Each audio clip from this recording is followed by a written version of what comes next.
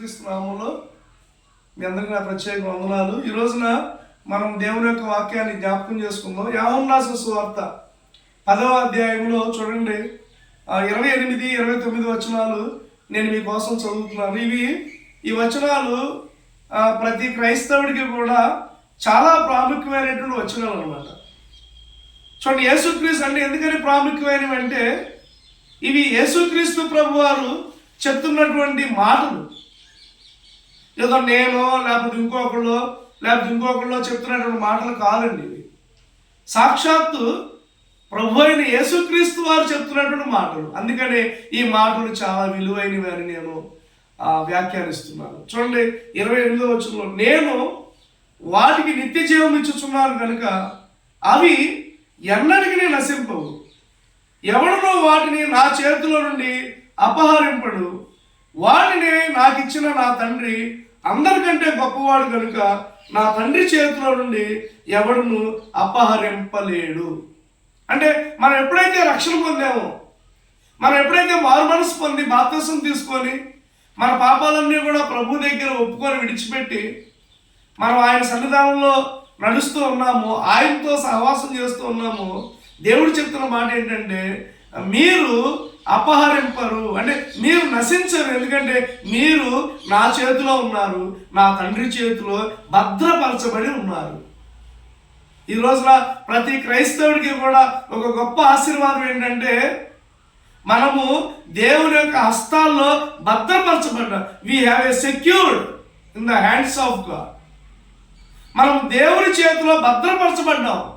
అందుకని ఇప్పుడు గమనించండి, మనకు ఏదైనా శ్రమ వచ్చినా, అవమానాలు వచ్చినా, ఇబ్బందులు వచ్చినా కానీ మనం ఆయన చేతిలో ఉన్నాం కాబట్టి ఆయన చేతితో మనల్ని తప్పిస్తాడు, ఆయన చేతితో మనల్ని సంరక్షిస్తాడు, ఆయన చేతితో మనల్ని పోషిస్తున్నాడు, ఆయన చేతితో మనల్ని కాపాడుకుంటూ వస్తున్నాడు. ఎందుకంటే we are in the hands of God. మనం దేవుని చేతిలో భద్రపరచబడి ఉన్నాం. ఇది ప్రతి క్రైస్తవుడికి దేవుడిచ్చినటువంటి గొప్ప కృప. సో ఫస్ట్ ఆఫ్ ఆల్ మన రక్షణ భద్రంగా ఉంది.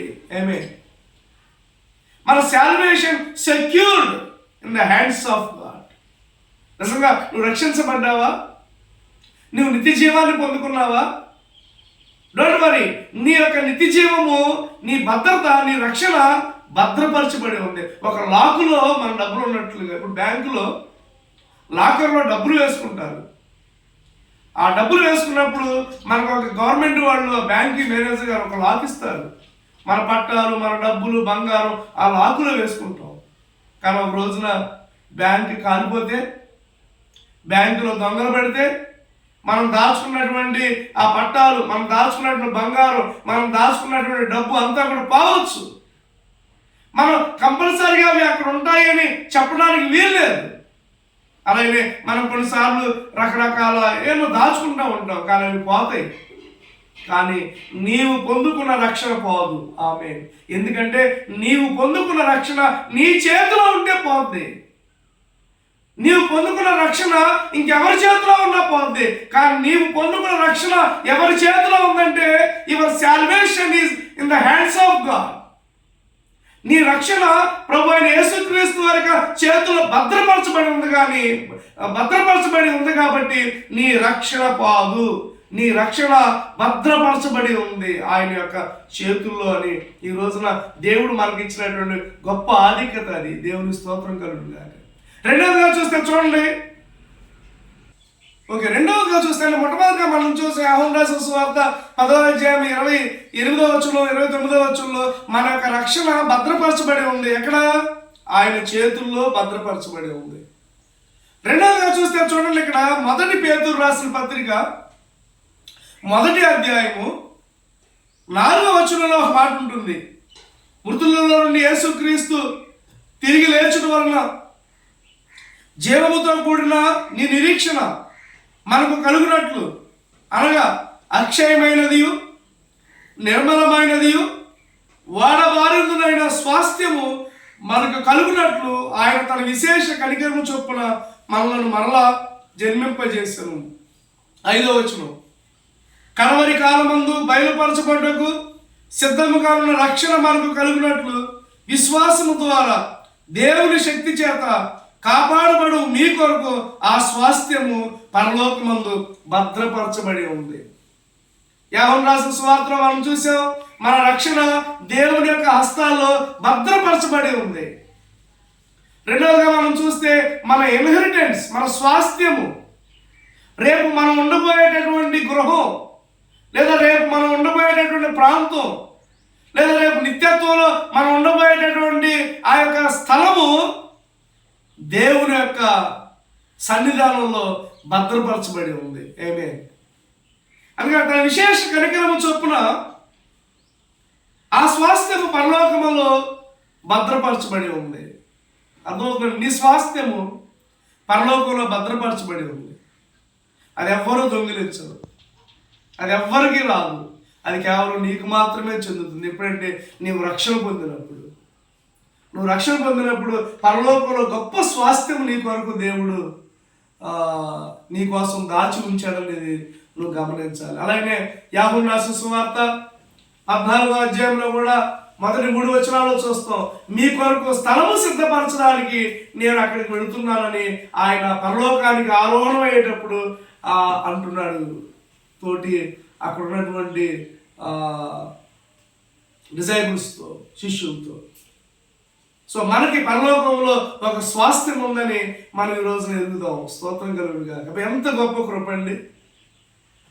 గమనించండి, ఈ రోజున ఒకవేళ నీకు స్వాస్థ్యం లేదేమో, ఈ భూమి మీద నీకంటూ ఒక ఇల్లు లేదేమో, ఈ భూమి మీద నీకంటూ ఒక గొప్ప స్థలం లేకపోయి ఉండొచ్చు, కానీ ఒకటి మాత్రం వాస్తవం, నువ్వు క్రైస్తవుడిగా మారిన తర్వాత, నువ్వు విశ్వాసగా మారిన తర్వాత, నువ్వు నూతన నిబంధన సంఘంలోకి వచ్చిన తర్వాత దేవుడు నీ కొరకు గొప్ప స్వాస్థ్యాన్ని పరలోకంలో భద్రపరిచాడు. ఆమేన్.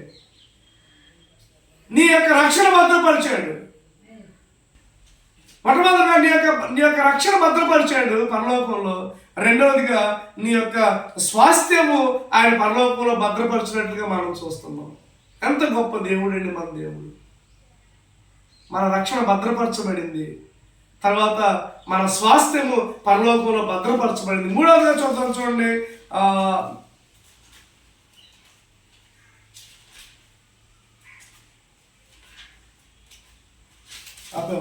ప్రకటన గ్రంథం చూడండి, 3వదిగా చూద్దాం.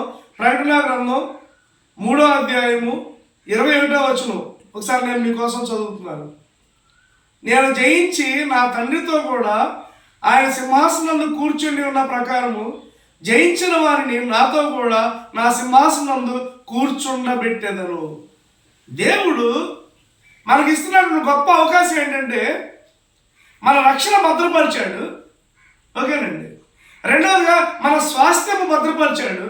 మూడవదిగా రేపు పరలోకం వెళ్ళిన తర్వాత మనం ఎక్కడ కూర్చోబోతున్నాం అంటే ఆయన ప్రక్కన. ఆమేన్.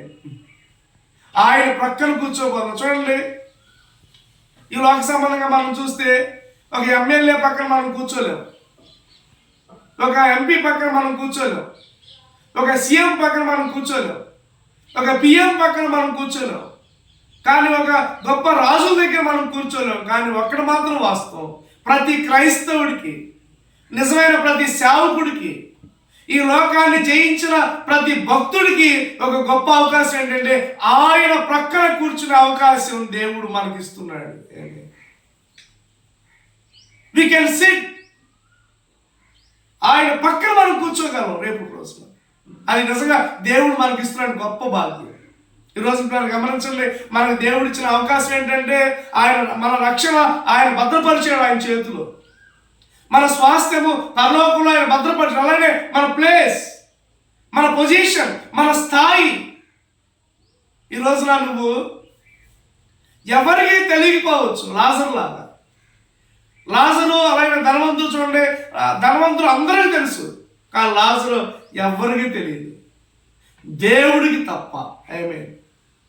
ఈ రోజున నీ పరిచర్య ఎవరికి తెలియకపోవచ్చు. ఈ రోజున నువ్వు చేసేటువంటి ప్రయాస, నీ ప్రార్థన ఎవరు చూడకపోవచ్చు. లాజరు గమనించండి, చనిపోయిన తర్వాత అబ్రహాము రొమ్మున ఆనుకున్నాడు. ఈ రోజున మనం ఎవరికి తెలియకపోవచ్చు. కొన్నిసార్లు మనం సీక్రెట్గానే ఉంటాం. మనం బయటకు వెళ్ళినప్పుడు మనల్ని ఎవరు గుర్తించరు. Some people they did not recognize us. మనం చాలా మంది గుర్తించరండి, కానీ మనం గుర్తించేవాడు దేవుడు. ఆమేన్. మనం గుర్తించి మనకు సహాయం చేసేవాడు దేవుడు. ఆమేన్. మనం గుర్తించి సహాయం చేసి మనం నిలబెట్టేవాడు దేవుడు. మనకు ఒక స్థాయినిచ్చేవాడు ఆయన. స్తోత్రం కలుగును గాక. ఆయన ప్రక్కన మనల్ని కూర్చోబెట్టుకునేటటువంటి దేవుడు. మనల్ని కొన్నిసార్లు ఎవరు గుర్తించరు. చూడండి, బైబిల్ గ్రంథంలో సమూయేలు యెషయా ఇంటికి వెళ్తాడు. ఏది? రాజును ఎన్నుకోవడానికి. యెషయా ఇంటికి వెళ్తుంటే అక్కడ ఒక సంఘటన జరుగుద్ది. చూడండి, వాళ్ళ 7 పిల్లలు, అంటే మొత్తం 8 మంది, 7 పిల్లలు ఉన్నారు. 7 పిల్లలు ఉన్నప్పుడు ఇలా రాజు కోసం వచ్చాడు కదా, యెషయా చెప్పాలా ఎంతమంది అండి మీ పిల్లలు అంటే? 8 మంది అనాలా? అన్నాడా? ఎమ్మడెమ్మడి ఇంట్లోకి తీసుకెళ్ళి పెద్ద కుమారుని చూపించాడు. సమూయేలు అన్నాడు, లేదు ఇతను దేవుడు ఎన్నుకోవట్లేదు. అలాగే 7 చూపించాడు. 7 చూపించిన తర్వాత లేదు వీరిని దేవుడు ఎన్నుకోవట్లేదు అన్నప్పుడు, ఇంకెవరైనా మీ పిల్లలు ఉన్నారా అన్నప్పుడు ఆయన అన్నాడు, yes, I have a small child. చిన్న కుమారుడు నాకున్నాడు, అతను పొలంలో గొర్రెలు కాసుకుంటున్నాడు అన్నప్పుడు ఆయన పిలిపించారండి. ఇలా గమనించండి, ఇక్కడ ఒక విషయం, తండ్రి మర్చిపోయాడు. తండ్రి అనాలుగా మీకు ఎంతమంది అండి పిల్లలని ముందు అడగగానే తండ్రి అనాలుగా ఏమని? నాకు 8 మంది పిల్లలు ఉన్నారని. సో తండ్రి మర్చిపోయాడు. తల్లి కూడా చెప్పాలిగా, అందరినీ కొడుకులు చూపిస్తుంటే తల్లి ఏమన్నా, ఏమండి మన చిన్న అబ్బాయి ఉన్నాడు కదా, అతను కూడా తీసుకురావాలి కదా అని అన్నాడు కదా. తల్లి మర్చిపోయింది, తండ్రి మర్చిపోయాడు. ఈ 7 అన్నదమ్ములు చూపిస్తుంటే ఈ 7 అన్నదమ్ములు అనాలి, నాన్న మనకు ఒక తమ్ముడు ఉన్నాడు కదా అని అన్నదమ్ములు మర్చిపోయారు. కనీసం ఆ గ్రామస్తులన్నా కూడా గుర్తు చేయాలి కదా. 7 చూస్తుంటే, సార్ హలో ఏంటి మీరు 7 పిల్లల్లో చూపిస్తున్నారండి, మీకు ఆల్రెడీ ఒక చిన్న అబ్బాయి ఉన్నాడు కదా అని ఇరుగు పొరుగు వారు మర్చిపోయారు. తండ్రి మర్చిపోయాడు, తల్లి మర్చిపోయింది, అన్నదమ్ములు మర్చిపోయారు, ఇరుగు పొరుగు వారు మర్చిపోయారు. కానీ పరలోకంలో ఉన్న దేవుడు మర్చిపోరా. పరలోకంలో ఉన్న దేవుడు మర్చిపోలేదు. అందరూ మర్చిపోయినటువంటి ఆ దావీదుని దేవుడు జ్ఞాపకం చేసుకొని ఆయన సింహాసనం మీద కూర్చుండబెట్టాడు.